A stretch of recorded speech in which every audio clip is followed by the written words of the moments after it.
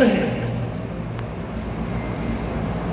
अपनी पत्नी को आश्वस्त करके मैं तप करने के लिए जा रहा हूं, आने में समय लगेगा।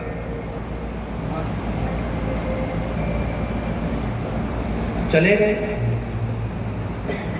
कठिन तपस्या आरंभ कर दिया। ओम ब्रह्मणे नमः, ब्रह्मणे नमः, गुफा में बैठे। इधर ब्रह्मणे नमः कहते तो एक सूक, एक तोता नारायण नारायण ऐसा कोने में बैठ करके उच्चारण करते रहे। इधर ओम ब्रह्मणे नमः, उधर नारायण। थोड़ी देर बाद इनको लगने लगा कि अरे मैं इधर अपने आराध्य का तप कर रहा हूं, ब्रह्म देवता का, और मेरे शत्रु का कोई नाम ले रहा है। मिट्टू मतलब सिखा पढ़ा दे पापा पापा, इसलिए वो मिट्टू और नारायण के नाम ले। बोलो बाकी बिहारी लाल की जल्दी से हिरण्यकश्यप क्रोधित हो गए, कौन है? इधर में वो सुख उड़ करके भागते, तो पक्षी है। इसको लगने लगा आज किसका मुंह देख करके आया था, मेरी तपस्या भंग हो गई। अपने घर लौट गए। इधर का यादव ने पूछा, अरे महाराज वरदान मिल गया आपको? इतनी जल्दी वरदान मिल गया? अरे नहीं कयाधु, मेरी तपस्या भंग हो गई है। किसका मुंह देख करके मैं निकला? मेरे शत्रु का कोई नाम उच्चारण कर रहा था, कोई तोता था। मुझे लगा कि आज का दिन ठीक नहीं है, मैं आ गया, कल से जाऊंगा तपस्या करने। देखिए ध्यान से समझते जाइए। असुर स्वभाव का हिरण्यकश्यप ब्रह्म देवता की उपासना करने गए। इधर नारायण का नाम सुन करके मन उनका कुपित हो गया, मन कुंठित हो गया और घर लौट आए। बढ़िया भोजन किए। पहली बार शांत स्वभाव से युक्त होकर के हिरण्यकश्यप भोजन करता है। पत्नी चवर डुला रही है और भगवान की प्रेरणा से उसी दिन कयाधु का गर्भाधान होता है। और दूसरे दिन प्रातः होते ही हिरण्यकश्यप कहते हैं मैं तपस्या करने जाऊंगा। भगवान के नाम का प्रभाव। इधर तपस्या करने के लिए चला गया हिरण्यकश्यप। इधर देवताओं को पता चला कि हिरण्यकश्यप कठिन तपस्या करने चला गया है, कई दिन तक नहीं आएगा। इंद्र को पता चला कि हिरण्यकश्यप की पत्नी कयाधु गर्भवती हो गई है। इंद्र सोचता है कि राक्षस का बेटा राक्षस ही होगा, ये इंद्र आसन लेना चाहेगा, इसलिए गर्भ में ही उस बच्चे को मार देना चाहिए। इंद्र विचार करके कयाधु को हाथ पकड़ करके खींचते हुए लेकर के आता है। इतने में देवर्षि नारद पहुंच गए। नारायण नारायण कहते, हे इंद्र क्या कर रहे हो? हे देवर्षि, ये मेरे शत्रु की पत्नी और इसके पेट में मेरे शत्रु का बीज पड़ रहा है, मैं उसे समूल नष्ट कर दूंगा ताकि भविष्य में मेरा कोई शत्रु न पैदा हो। नारद मुनि कहते हैं कि हे इंद्र सावधान, ये कोई सामान्य जीव कयाधु के उदर में नहीं है, तो इसे छोड़ दे, ये गर्भवती है और इसे मैं अपने आश्रम ले जाऊंगा। इंद्र से मुक्त करा करके देवर्षि नारद मुनि कयाधु को अपने आश्रम ले गए और सुंदर बढ़िया पुत्री के समान उसका लालन पालन किया और प्रतिदिन भगवान की दिव्य कथा को सुनाते थे बंधुओं नारद मुनि। नारद मुनि जानते थे कि ये गर्भवती है, इसके पेट में बच्चा है। वो कौन बच्चा है? भगवान का भक्त है। और भगवान का भक्त कब बनेगा? जब इसके लिए वातावरण तैयार किया जाएगा कि जब गर्भ में हो बच्चा, वातावरण हो अच्छा, तो आएगा बालक सच्चा। प्रेम से बोलो श्री राम। इसलिए वातावरण अच्छा रहा। नारद मुनि ने कयाधु को सुंदर सुंदर कथा सुनाना आरंभ किया। भगवान श्री हरि के दिव्य दिव्य लीला कथा को सुनाते और गर्भस्थ वह बालक, वह शिशु भगवान की कथा को सुनता था दिया। देखिए धर्मशास्त्र में ये वर्णन है कि माता यदि गर्भवती हो और बच्चे को जो ध्वनि जो मंत्र, जो स्तुति, जो कथा सुनाई जाए, उस गर्भस्थ शिशु पर उसका प्रभाव पड़ता है। अर्जुन का बेटा अभिमन्यु, सुभद्रा गर्भवती होकर के अर्जुन के मुख से चक्रव्यूह भेदन की कला सीखी थी। इतना विशाल काय चक्रव्यूह में अभिमन्यु अकेला चला गया, और भले ही षड्यंत्र से पीड़ित होकर के मारा गया, किंतु चक्रव्यूह पर चक्रव्यूह भेदन की स्थिति में पहुंच गया। अखबारों में समाचार आता है कि कई बच्चे गीता के मंत्र सुनते सुनते सो जाते हैं, कई बच्चे कोई एक पर्टिकुलर गीत सुनाने मात्र से सो जाते हैं। डॉक्टर को बैठे ही हम अखबारों के माध्यम से तो पता करते हैं, जानते हैं। इसलिए अपने बच्चों को, जो माताएं बहनें गर्भवती हो, वे कुछ मंत्र, सुंदर कथा को श्रवण करें, स्वयं कथा कहें, स्तुति का पाठ करें, वातावरण को पवित्र करने का प्रयास करें, और भूल करके भी स्टार प्लस न देखें। श्री राम सत्यानाश हो जाएगा।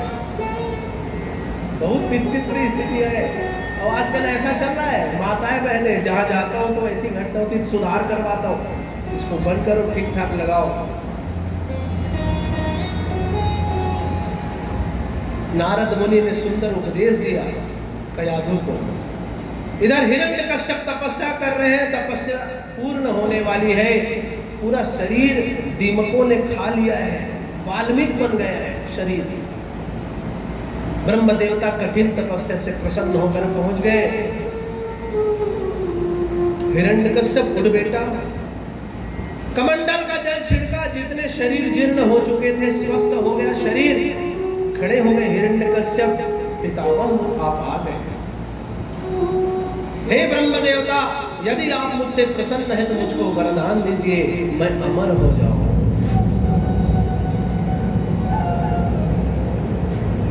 असुरों का यही एक स्वभाव, जहां वरदान मांगने की बात आई, अमरता चाहिए।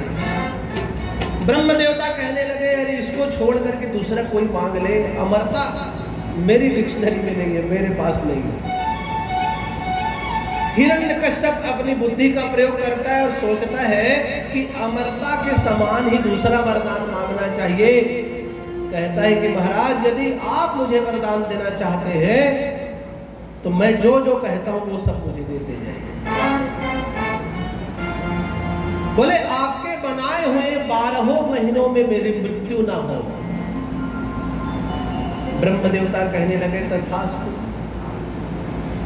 आपके बनाए हुए अस्त्र शस्त्र से मेरी मृत्यु ना होवे। इस संसार में जितने जीव का सृजन आपने किया, जितने जीवों को बनाया है, उस किसी भी जीव से मेरी मृत्यु ना हो। न मैं दिन में मरूं महाराज, न रात में मरूं, न भीतर मरूं, न बाहर मरूं, न भूमि में मरूं, न आकाश में मरूं, और 12 माह में किसी भी माह में मेरी मृत्यु ना हो।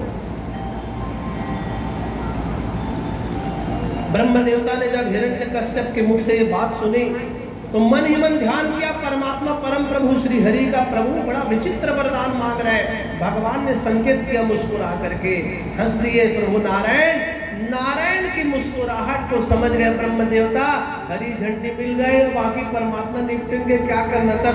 तो आशीर्वाद दे दिया, निपटोगे तुम। पूछने के लिए उधर जाते जरूर। इधर हिरण्यकश्यप को लगने लगा, अरे इस संसार में जितनी चीजों को मैंने मांगा है वो संसार में है ही नहीं। इसका मतलब क्या है? मैं अमर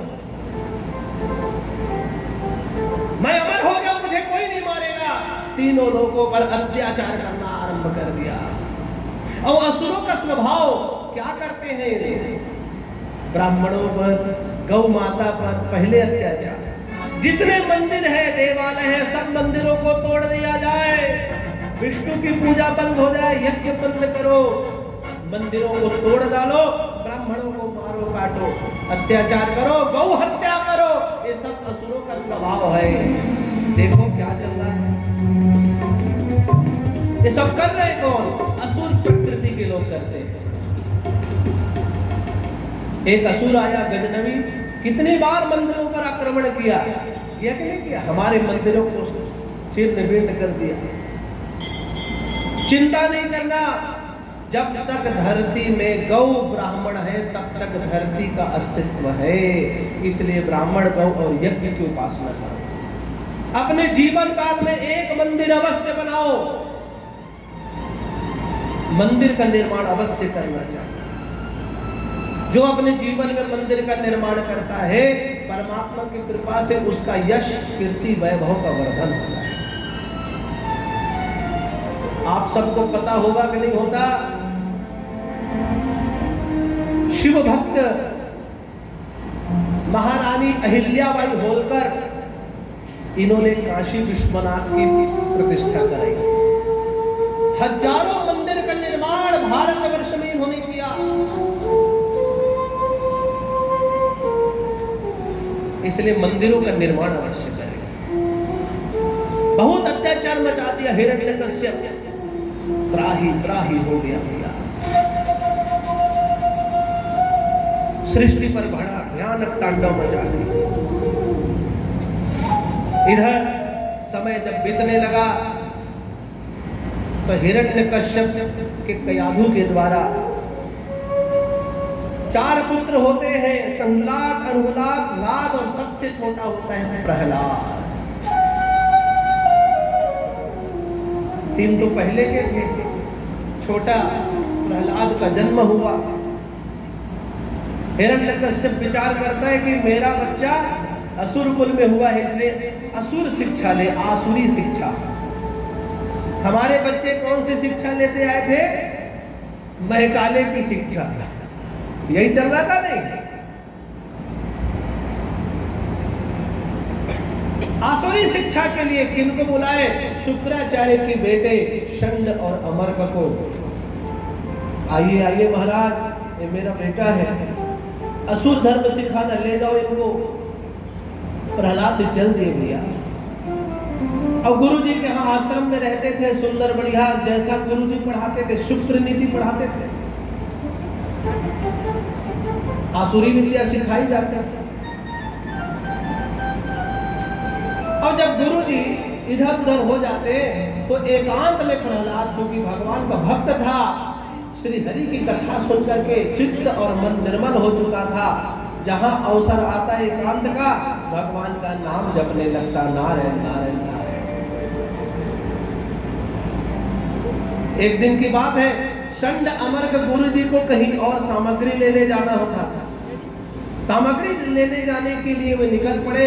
इधर अन्य साथियों ने पूछा, हे प्रहलाद, ये बताओ, ये तुम अकेले में क्या जपते रहते हो? कौन सा मंत्र पढ़ते रहते हो? हम सब तो परेशान होते हैं, किंतु आप परेशान क्यों नहीं होते? आप परेशान क्यों नहीं होते? बोले आओ मैं तुमको बताता हूं मैं कौन सा मंत्र जपूंगा।